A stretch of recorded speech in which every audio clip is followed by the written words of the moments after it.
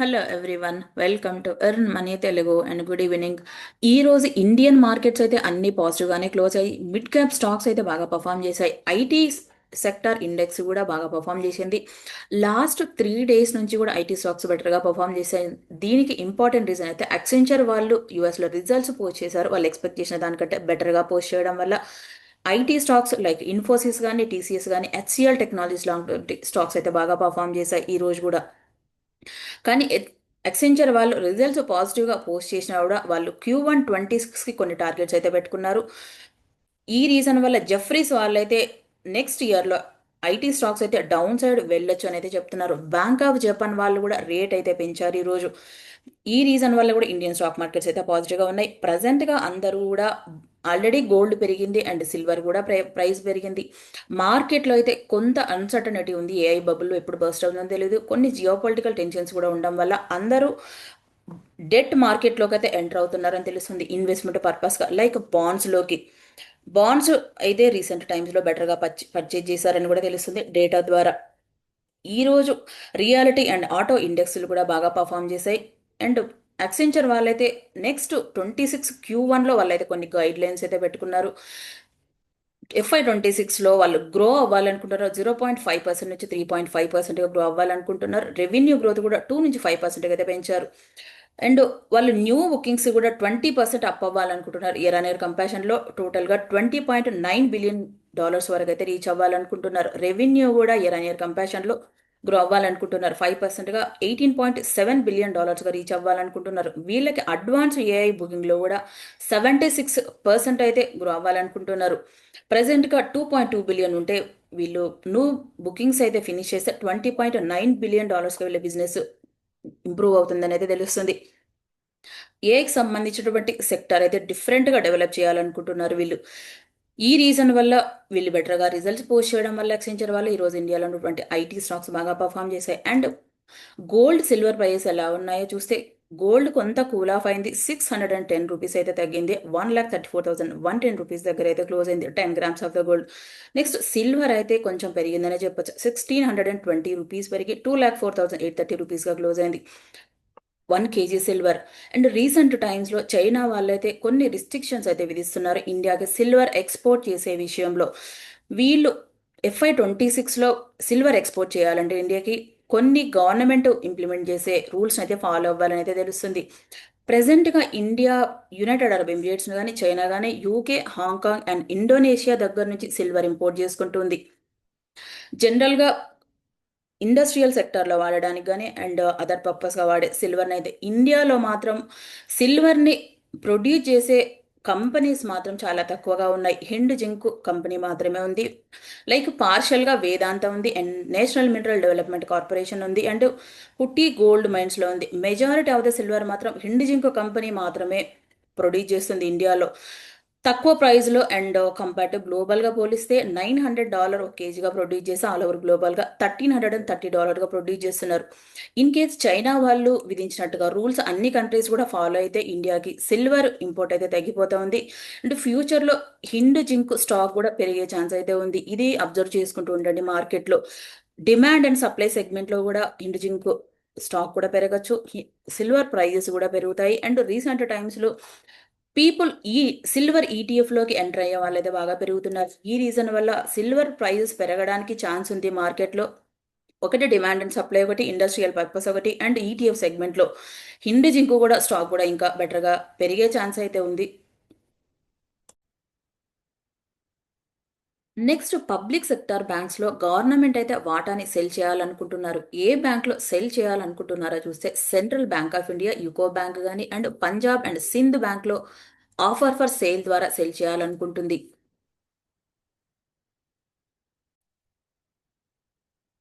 Next NSC వాళ్ళు F&O సెగ్మెంట్లో కొన్ని కొత్త స్టాక్స్ అయితే యాడ్ చేస్తున్నారు. లైక్ బజాజ్ హోల్డింగ్స్ కానీ, ప్రీమియర్ ఎనర్జీస్ కానీ, స్విగ్గీ లిమిటెడ్ కానీ అండ్ వారి ఎనర్జీస్ లాంటి స్టాక్స్ అయితే ఇంట్రొడ్యూస్ చేస్తున్నారు.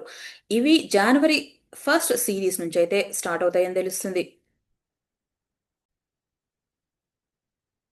నెక్స్ట్ జెఫ్రీస్కి సంబంధించినటువంటి క్రిస్ వుడ్ గారు అయితే ఒక ఇంపార్టెంట్ స్టేట్మెంట్ అయితే చేశారు ఇండియన్ స్టాక్ మార్కెట్ గురించి అండ్ రూపీ వాల్యూ డౌన్ అవ్వడం గురించి. లాస్ట్ 25 ఇయర్స్ నుంచి కూడా లైక్ లాస్ట్ డికేట్స్ అంటే లైక్ 30 ఇయర్స్ నుంచి కూడా ఇండియన్ స్టాక్ మార్కెట్ ఇంత వర్స్ట్గా ఎప్పుడు పర్ఫామ్ చేయలేదని 25లోనే వర్స్ట్ పర్ఫార్మెన్స్ ఇచ్చిందని చెప్తున్నారు. లైక్ FY 25లో ఎంఎస్సిఐ డాలర్ ఇండెక్స్తో కంపేర్ చేస్తే ఓన్లీ 2.2%గా మాత్రమే పెరిగిందని చెప్తున్నారు. ఎంఎస్సిఐ ఏసియా పసిఫిక్ కానీ అండ్ జపాన్ మార్కెట్స్తో కంపేర్ చేస్తే కూడా చాలా తక్కువగా ఉంది ఇది. ఏషియాలో చూస్తే 25.9%గా ఉంటే జపాన్ మార్కెట్స్ మాత్రం 29.9%గా అయితే పెరిగిందని తెలుస్తోంది. ఇండియాలో అయితే వీకెస్ట్ ఇయర్గా ఉంది 2025 అయితే తెలుస్తుంది. దీంతో పాటుగా రూపీ కూడా వీక్ అవ్వడం తనని ఆశ్చర్యపరిచిందని, దీనివల్ల ఇండియన్ స్టాక్ మార్కెట్ అయితే బెటర్గా రిటర్న్స్ ఇవ్వట్లేదని అని చెప్తున్నారు. ఇండియా యుఎస్ మధ్యలో ట్రేడ్ డీల్ అవ్వకపోవడం వల్ల కూడా ఇలా మార్కెట్స్ నెగిటివ్ వైపు వెళ్తున్నాయని, ఇండియాలో కరెంట్ అకౌంట్ డెఫిసిట్ కూడా పెరుగుతుందని, అంటే ఫారెక్స్ రిజర్వ్స్ కూడా తగ్గిపోతున్నాయి ఇండియన్ దగ్గర. ఓన్లీ 11 మంత్స్ ఇంపోర్ట్కి సరిపడంత మాత్రమే ఉన్నాయని కూడా తెలుస్తోంది. కరెంట్ అకౌంట్ డెఫిసిట్ FY 26లో వీళ్ళు ప్రెడిక్ట్ చేసింది 0.6%గా ఉంటుందని తెలుస్తుంది.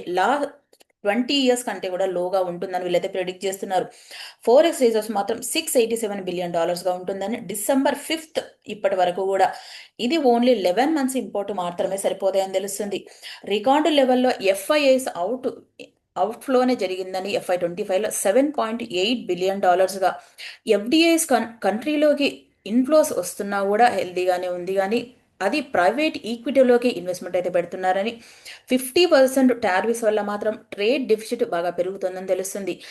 రూపీ అయితే బాగా డిప్రిషియేట్ అయింది. ఇప్పట్లో అయితే కొంత టైం పడుతుంది రికవరీ అవ్వడానికి. దానికి గవర్నమెంట్ వాళ్ళు తీసుకునే కొన్ని స్టెప్స్ కానీ అండ్ పొలిటికల్గా కానీ అండ్ ఆర్బీఐ తీసుకునేటువంటి కొన్ని స్టెప్స్ వల్లనే ఇది రికవరీ అవుతుందని కూడా చెప్తున్నారు. అండ్ FY 26లో 5.3%గా రూపీ వాల్యూ డిప్రిషియేట్ అయిందని, కంపేర్ టు డాలర్ వాల్యూతో పోలిస్తే అని చెప్తున్నారు వీళ్ళు. ఇది ఇండియా మార్కెట్స్ అయితే మంచి విషయం అయితే కాదు. వీళ్ళైతే ఇప్పటి వరకు FY 25లో ఓన్లీ 2.2% మాత్రమే మార్కెట్స్ పర్ఫామ్ చేశాయని, లాస్ట్ 30 ఇయర్స్లో ఎప్పుడు ఇంత వర్స్ట్గా పర్ఫామ్ చేయలేదు అనే విధంగా అయితే చెప్తున్నారు వీళ్ళు. ఇది వీకెస్ట్ పర్ఫార్మెన్స్గా ఉంది FY 25 అని కూడా చెప్తున్నారు వీళ్ళు. దీనికి గ్రీడ్ అండ్ ఫియర్ అనే ఆర్టికల్ అయితే రిలీజ్ చేశారు ఈ పోస్ట్ని వీళ్ళు. కంపేర్ టు ఏషియాలో ఉన్నటువంటి డెవలప్మెంట్ నేషన్ మార్కెట్స్తో పోలిస్తే కూడా రూపీ చాలా వీక్ అయిపోయింది FY 25లో. ఇది కూడా ఒక ఇంపార్టెంట్ రీజన్ మార్కెట్స్ తగ్గిపోవడానికి, వీక్ పర్ఫార్మెన్స్ ఉండడానికి అనే విధంగా అయితే చెప్తున్నారు వీళ్ళు. ఇది ఇండియన్ మార్కెట్స్ పరంగా చూస్తే ఎలాంటి మంచి విషయం అయితే కాదు, కానీ మేబీ రూపీ స్ట్రాంగ్గా అయితే ఫర్దర్గా కొంచెం ఇండియన్ మార్కెట్స్ బెటర్గా గ్రో అవ్వడానికి అయితే ఛాన్స్ ఉంది. Compare to all over global మార్కెట్స్తో పోలిస్తే కూడా ఇండియన్ మార్కెట్స్ ఏం బెటర్గా అంతగా అయితే ఏం పర్ఫామ్ చేయలేదు ఇప్పటి వరకు కూడా. మేబీ ఈ రీజన్ వల్లనే వీళ్ళైతే ఈ స్టేట్మెంట్ అయితే ఇష్యూ చేసి ఉండొచ్చు. అండ్ బ్యాంక్ ఆఫ్ జపాన్ వాళ్ళైతే 25 బేసిస్ పాయింట్స్గా పెంచారు పాలసీ రేట్స్ని. 5%గా ఉంది ఇప్పటి వరకు. లాస్ట్ 30 ఇయర్స్లో వీళ్ళైతే ఇంత రేట్స్ అయితే ఎప్పుడు పెంచలేదు, ఇదే ఫస్ట్ టైం అయితే పెంచున్నారు. వీళ్ళు రేట్స్ పెంచడం వల్ల వాళ్ళ కంట్రీలో ఉన్నటువంటి 10 ఇయర్ బాండ్ ఈల్డ్స్ అయితే హైయెస్ట్ పీక్ అయితే వెళ్ళాయి. 1999 దగ్గర నుంచి కూడా ఇప్పుడైతే పీక్గా వెళ్ళాయని తెలుస్తుంది. మరి జపాన్ ప్రజెంట్గా వీళ్ళు ఇప్పటి వరకు క్యారీ ట్రేడ్ చేశారో, వాళ్ళ కంట్రీలో ఎలాంటి ఇన్కమ్ లేకపోవడం వల్ల, రిటర్న్స్ ఇవ్వలేకపోవడం వల్ల ఇప్పుడు క్యారీ ట్రేడ్ని రిటర్న్ తీసుకుంటారా, వాళ్ళ కంట్రీలో ఉన్న బెటర్ రిటర్న్స్ వస్తున్నప్పుడు వాళ్ళు రిటర్న్ ఇన్వెస్ట్మెంట్లు తీసుకొని వాళ్ళ కంట్రీలో ఇన్వెస్ట్మెంట్ పెట్టాలనుకుంటున్నారు. ఈ రీజన్ వల్ల ఇండియా కానీ యుఎస్ కానీ ఫర్దర్గా ఎక్కడైతే డెవలపింగ్ కంట్రీస్ ఉంటాయో అక్కడ నుంచి ఇన్వెస్ట్మెంట్లు విత్డ్రా చేసుకొని వాళ్ళ కంట్రీలో అయితే ఇన్వెస్ట్మెంట్ పెట్టచ్చు. ఎస్పెషల్లీ ఇండియాలో అయితే కొన్ని కంపెనీస్ అయితే జపాన్ నుంచి లోన్ తీసుకుని ఇన్వెస్ట్మెంట్ పెట్టిన కంపెనీస్ అయితే ఉన్నాయి ఇండియాలో. ఆ స్టాక్స్ అయితే ఈరోజు కొంచెం నెగిటివ్గానే ఇంపాక్ట్ ఉందని చెప్పొచ్చు. లైక్ పవర్ ఫైనాన్స్ కార్పొరేషన్ కానీ అండ్ ఆర్ఈసీ కానీ ఎన్ఎల్సి ఇండియాలో కంపెనీస్ అయితే కొంత నెగిటివ్గానే ఉన్నాయి ఈరోజు. ఈ కంపెనీస్కి మాత్రమే ఎందుకు నెగిటివ్ అంటే, ప్రజెంట్గా వాళ్ళు ఇంట్రెస్ట్ రేట్ అయితే చాలా తక్కువగా ఉంది. వాళ్ళు లోన్ తీసుకున్న టైంలో వీళ్ళు రేట్ పెంచడం వల్ల వీళ్ళు ఇంట్రెస్ట్ పేమెంట్ అయితే ఎక్కువగా పెరుగుతూ ఉంది. ఇన్ కేస్ జపాన్ వాళ్ళు అమౌంట్ కూడా విత్డ్రా చేసుకోవచ్చు ఈ కంపెనీ దగ్గర నుంచి. అండ్ ఇన్వెస్ట్మెంట్గా అన్ని కంట్రీస్ నుంచి విత్డ్రా చేసుకుంటే యుఎస్ ట్రెజరీ దగ్గర నుంచి కానీ అండ్ అదర్ కంట్రీస్ దగ్గర నుంచి బాండ్స్ కానీ ఈక్విటీ మార్కెట్లో అయితే అవుట్ఫ్లో అయితే పెరుగుతుంది అదర్ కంట్రీస్ దగ్గర నుంచి. జపాన్లోనే వాళ్ళైతే ఇన్వెస్ట్మెంట్ పెట్టుకుంటారు. వాళ్ళు రేట్ కట్ పెంచడం వల్ల వాళ్ళ ఇన్ఫ్లేషన్ కంట్రోల్లో ఉండి జాబ్స్ పెరిగి వాళ్ళ ఎక్స్పెక్టేషన్కి రీచ్ అయితే నెక్స్ట్ క్వార్టర్లో కూడా వీళ్ళైతే ఇంకా రేట్ కట్ ఉంటుంది అనే విధంగా అయితే స్టేట్మెంట్ చేశారు బ్యాంక్ ఆఫ్ జపాన్ గవర్నర్ గారు. ఇది ఆల్ ఓవర్ గ్లోబల్గా కొంత అన్సర్టనిటీ అయితే క్రియేట్ చేయొచ్చు. జపాన్ వాళ్ళకి పాజిటివే కానీ ఇప్పుడు డెవలప్ అవుతున్న కంట్రీస్ లైక్ ఇండియా కానీ కంట్రీస్కి అయితే మంచిది అయితే కాదు. క్యారెక్టరేట్ చేసే వాళ్ళు ఇప్పుడు స్టాప్ అయిపోతారు. తక్కువ ఇంట్రెస్ట్కే లోన్స్ అయితే అవైలబిలిటీ ఉండదు. అండ్ అవుట్ ఫ్లోస్ అయితే పెరుగుతాయి కంట్రీ దగ్గర నుంచి. ఇది యుఎస్ కూడా మంచిది కాదు. ఎందుకంటే ట్రెజరీ బాండ్స్లో కానీ అండ్ ఈక్విటీ మార్కెట్లో కానీ ఇన్వెస్ట్మెంట్ ఇప్పటి వరకు ఎవరైతే పెట్టారో జపాన్ వాళ్ళు, వాళ్ళ ఇన్వెస్ట్మెంట్ని వాళ్ళు విత్డ్రా చేసుకొని వాళ్ళ కంట్రీలోనే ఇన్వెస్ట్మెంట్ పెట్టుకోవచ్చు. అండ్ రీసెంట్గా వారెన్ బఫెట్ గారు కూడా హ్యూజ్ అమౌంట్ అయితే జపాన్ మార్కెట్లో ఇన్వెస్ట్మెంట్ పెడుతున్నారు. ఇది ఓవరాల్గా జపాన్ మార్కెట్స్కి పాజిటివే కానీ ఫర్దర్గా అదర్ మార్కెట్స్కి అయితే ఒక కొంచెం నెగిటివ్ సెంటిమెంట్ అయితే క్రియేట్ అవ్వచ్చు. నెక్స్ట్ ఆల్ ఓవర్ గ్లోబల్గా ఉన్నటువంటి మార్కెట్స్ ఎలా ఉన్నాయో చూస్తే ఎస్టర్డే నాస్డాక్ కానీ ఎస్ఎన్పి కానీ కొంత పాజిటివ్గా ఉన్నాయి. ఈ రోజు డౌ ఫ్యూచర్స్ అయితే పాజిటివ్గా ఉన్నాయి. ఎందుకంటే బ్యాంక్ ఆఫ్ జపాన్ వాళ్ళు రేట్ కట్ పెంచడం వల్ల బ్యాంక్ ఆఫ్ జపాన్ మార్కెట్స్ అయితే 1.02% ఆఫ్ ద పాజిటివ్గా ఉంది. లైక్ 505.71 పాయింట్స్ దగ్గరగా పాజిటివ్గా ఉంది. ఎక్స్చేంజర్ వాళ్ళు రిజల్ట్స్ కూడా బెటర్గా పోస్ట్ చేయడం వల్ల ఎస్టర్డే యూఎస్ మార్కెట్స్ అయితే కొంత పాజిటివ్గానే ఉన్నాయి. అండ్ ఎఫ్ఐఎస్ డిఐఎస్ డేటా ఎలా ఉందో చూస్తే ఈరోజు లాస్ట్ 3 డేస్ నుంచి ఇండియాలో బయ్యింగ్ సైడే ఉన్నారు. మేబీ ఇది ఇండియన్ మార్కెట్స్కి కొంత పాజిటివ్ సెంటిమెంటే క్రియేట్ అవ్వచ్చు. ఎందుకంటే ఎఫ్ఐఐస్ ఎంటర్ అవుతున్నారు అంటే మేబీ మార్కెట్లో ఏదైనా పాజిటివ్ న్యూస్ వచ్చే ఛాన్స్ ఉండొచ్చు. లైక్ ఇండియా యుఎస్ మధ్యలో ఏదైనా డీల్ జరగడానికి కానీ లేదా గవర్నమెంట్ దగ్గర నుంచి ఏదైనా పాజిటివ్ న్యూస్ వస్తుందని ఎక్స్పెక్ట్ చేసి వీళ్ళు ఇన్వెస్ట్మెంట్ పెడుతున్నారు. ఇదైతే ఇండియన్ మార్కెట్కి అయితే కొంత పాజిటివే ప్రెసెంట్గా. ఎస్టర్డే యూఎస్లో సిపిఐ డేటా కూడా వచ్చింది. వాళ్ళు ఫోర్కాస్ట్ చేసింది 3.1%గా ఉంటే 2.7%గానే వచ్చింది. ఈ డేటా తక్కువ రావడం వల్ల కూడా యూఎస్ మార్కెట్స్ అయితే ర్యాలీ అయ్యాయి. డాలర్ వాల్యూ కొంత వీక్ అయిపోయింది. దానివల్ల గోల్డ్ ప్రైజెస్ కూడా తగ్గింది. సిపిఐ డేటా తక్కువ రావడం వల్ల కూడా నెక్స్ట్ ఫెడ్ మీటింగ్లో రేట్ కట్ ఉంటుంది అనే హోప్స్ను కూడా మార్కెట్ అయితే పాజిటివ్ సెంటిమెంట్ వైపు అయితే తీసుకెళ్లిందని చెప్పొచ్చు. కానీ కొందరు ఎక్స్పర్ట్స్ అయితే డౌట్గా ఉంటున్నారు. యుఎస్ గవర్నమెంట్ షట్డౌన్లో ఉంది. సిపిఐ డేటా ఎగ్జాక్ట్గా వచ్చిందా రాలేదా అనేది డౌట్ అయితే క్లియర్ చెప్తున్నారు వీళ్ళు.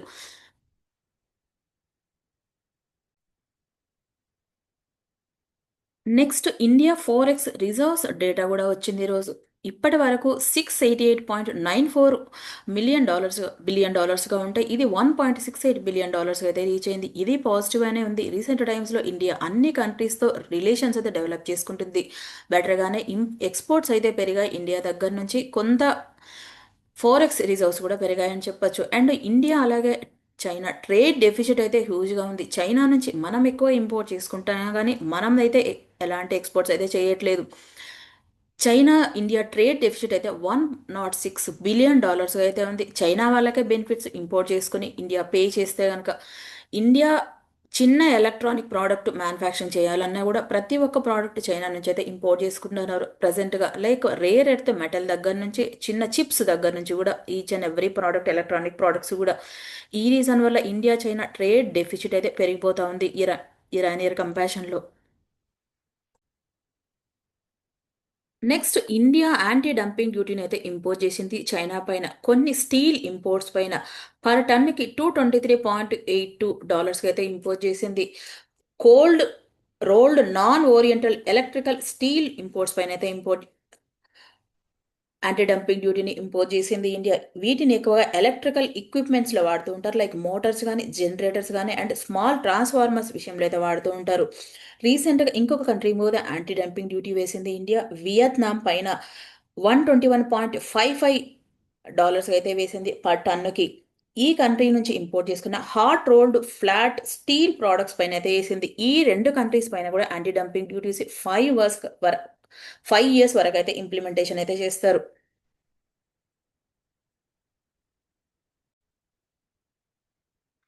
Next Trump US biosecure act పైన అయితే సైన్ చేశారు.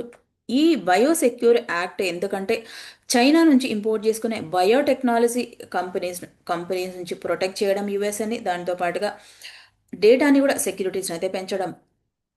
ఈ రీజన్ వల్ల ఇండియాలో ఉన్నటువంటి కొన్ని కంపెనీ స్టాక్స్కి అయితే పాజిటివ్గానే ఉండొచ్చు. ఎస్పెషల్లీ ఇండియా ఫార్మా సెగ్మెంట్లో ఉన్నటువంటి సిడిఎంఓ అంటే కాంట్రాక్ట్ డెవలప్మెంట్ మ్యానుఫ్యాక్చరింగ్ ఆర్గనైజేషన్ సెగ్మెంట్లో ఉన్నటువంటి స్టాక్స్కి అయితే పాజిటివ్గా ఉంటుంది. లైక్ వర్క్ హార్డెడ్ ఫార్మా కానీ Biocon, Divi's laboratories, Laurus labs and Ajanta pharma, Cipla లాంటి కంపెనీస్కి అయితే పాజిటివ్గా ఉంది. ఈ స్టాక్స్ అయితే ఈరోజు 5%గా పాజిటివ్గా అయితే మూవ్ అయ్యాయి ఈరోజు ఇచ్చిన స్టాక్ కూడా.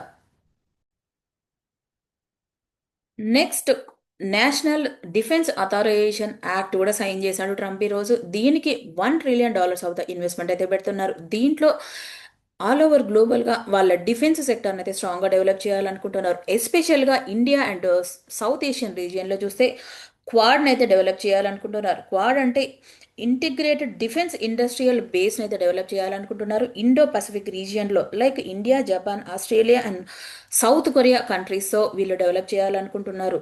అన్ని కంట్రీస్ మధ్యలో కూడా జాయింట్ మిలిటరీ ఎక్సర్సైజెస్ కానీ, డిఫెన్స్ ట్రేడ్ కానీ, maritime security and humanitarian assistance కూడా ప్రొవైడ్ చేయాలనుకుంటున్నారు. ఈ బిల్ పైన సైన్ చేయడం వల్ల కూడా సౌత్ ఏషియన్లో కానీ అండ్ ఆల్ ఓవర్ గ్లోబల్గా కూడా నెక్స్ట్ హెచ్సిసి వాళ్ళు అండ్ విసిసిఎల్ వాళ్ళు ఒక జాయింట్ వెంచర్లో ఆర్డర్ విన్ అయ్యారు. 901 crore వర్త్ చేసి ఆర్డర్ విన్ అయ్యారు వీళ్ళు. వీళ్ళు railway infrastructure project north eastern ఫ్రాంటియర్లో డెవలప్ చేయడానికి, కన్స్ట్రక్షన్ టన్నల్ నెంబర్ 28ని డెవలప్ చేయడానికి, 3.5 కిలోమీటర్ టన్నల్ని డెవలప్ చేసే విషయంలో బ్యాలిస్ట్ లెస్ ట్రాక్ డిజైన్ కానీ, ventilation system, electro mechanical works అయితే డెవలప్ చేస్తారు వీళ్ళు. ఈ జాయింట్ వెంచర్లో హెచ్సిసి వాళ్ళకి 65% ఆఫ్ ద వాటా అయితే ఉంది. వీళ్ళకి ఈ ఆర్డర్ రావడం వల్ల స్టాక్ కూడా ఈరోజు 3.5%గా పెరిగింది. నెక్స్ట్ ఎన్బిసిసి వాళ్ళు కూడా 179 crore వర్త్ చేసి ఆర్డర్ విన్ అయ్యారు. ఐఐఎం శంబల్పూర్ దగ్గర నుంచి వీళ్ళు పర్మనెంట్ క్యాంపస్ని ఇన్ఫ్రాస్ట్రక్చర్ డెవలప్మెంట్ చేసే విషయంలో కన్సల్టింగ్ సర్వీస్ని అయితే ప్రొవైడ్ చేస్తారు వీళ్ళు. వీళ్ళకి రీసెంట్ టైమ్స్లో ఆర్డర్స్ అయితే బాగా పెరుగుతున్నాయి. 345 crore వర్త్ చేసి ఆర్డర్ కూడా వచ్చింది వీళ్ళకి రీసెంట్ టైమ్స్లో. ఐఐటి మండి ఖండాల స్పెషల్ ఎకనామిక్ జోన్ దగ్గర నుంచి అండ్ నాల్కో దగ్గర నుంచి కూడా వీళ్ళకి రీసెంట్గా ఆర్డర్స్ రావడం వల్ల కూడా వీళ్ళ ఆర్డర్ బుక్ అయితే స్ట్రాంగ్గా గ్రో అవుతుంది. వీళ్ళకి ఈ ఆర్డర్ రావడం వల్ల స్టాక్ కూడా ఈరోజు పాజిటివ్గా పెరిగింది 4%గా.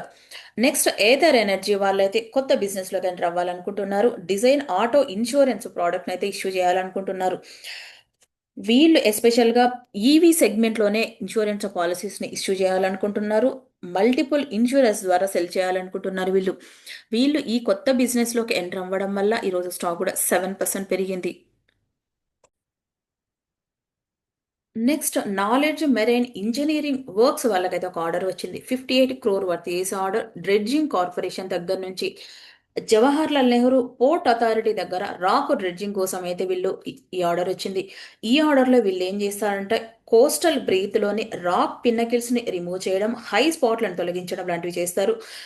ఈ రిమూవ్ చేయడం వల్ల ఏదైతే వేస్టేజ్ ఉంటుందో దాన్ని కూడా డిస్పోజ్ కూడా చేస్తారు. వీళ్ళు ఈ ప్రాజెక్ట్ని వీళ్ళు 90 డేస్లోనే ఫినిష్ చేస్తారని, వీళ్ళు దీంట్లో వాళ్ళ వర్క్ని మొబిలైజ్ చేయడానికి 60 డేస్ ఆఫ్ ద టైం అయితే పడుతుందని చెప్తున్నారు వీళ్ళు. ఈ ఆర్డర్ రావడం వల్ల స్టాక్ అయితే ఏం పాజిటివ్గా అయితే ఏం మూవ్ అవ్వలేదు ఈరోజు. నెక్స్ట్ బిఎల్ఎస్ ఇంటర్నేషనల్ కంపెనీ కదా ఒక ఇంపార్టెంట్ అప్డేట్ ఉంది. రీసెంట్గా మినిస్ట్రీ ఆఫ్ ఎక్స్టర్నల్ అఫైర్స్ వాళ్ళైతే 2 ఇయర్స్కి ఎలాంటి బిడ్లో పార్టిసిపేట్ చేయకుండా బ్యాన్ చేశారు. దీనికి ఢిల్లీ హైకోర్టు వాళ్ళైతే రిలీఫ్ ఇచ్చారు వీళ్ళు ఈరోజు. రిలీఫ్ ఇవ్వడం వల్ల ఈ స్టాక్ అయితే ఈరోజు 7%గా పెరిగింది. ఈ కంపెనీ వాళ్ళు visa and consulate out sourcing సర్వీస్లో ఉన్నారు వీళ్ళు. ఫారిన్ కంట్రీస్లో వీసాస్ కానీ అండ్ కాన్సులేట్ సర్వీస్ అయితే ప్రొవైడ్ చేస్తూ ఉంటారు. Minister of external affairs participate చేసే బిడ్లలో కూడా పార్టిసిపేట్ చేస్తుంటారు వీళ్ళు. వీళ్ళు కొంత రూల్స్ అండ్ రెగ్యులేషన్స్ గవర్నమెంట్ పాటించకపోవడం వల్ల మినిస్టర్ ఆఫ్ ఎక్స్టర్నల్ అఫైర్స్ వాళ్ళైతే 2 ఇయర్స్ బ్యాన్ చేశారు ఎలాంటి బిడ్లో పార్టిసిపేట్ చేయకుండా. ఢిల్లీ హైకోర్టు అయితే కొంత రిలీఫ్ ఇచ్చింది ఈ కంపెనీకి. ఈ రీజన్ వల్ల స్టాక్ కూడా పాజిటివ్గా మూవ్ అయింది రోజు. నెక్స్ట్ ఆంబర్ ఎంటర్ప్రైజెస్ వాళ్ళైతే R&D సెగ్మెంట్లోకి ఎంటర్ అవుతున్నారు కొత్తగా. వీళ్ళు 500 crore ఆఫ్ అమౌంట్ అయితే ఇన్వెస్ట్మెంట్ పెట్టాలనుకుంటున్నారు. డెడికేటెడ్గా హీటింగ్ వెంటిలేషన్ ఏసీ సెగ్మెంట్లో వీళ్ళు ఈ డెసిషన్ తీసుకోవడం వల్ల ఈరోజు స్టాక్ కూడా పాజిటివ్గా మూవ్ అయింది ఈరోజు. ఈ వీడియో కనుక మీకు నచ్చినట్టయితే లైక్ చేయండి, షేర్ చేయండి, కామెంట్ చేయండి, ఛానల్ని సబ్స్క్రైబ్ చేయండి. Thank you.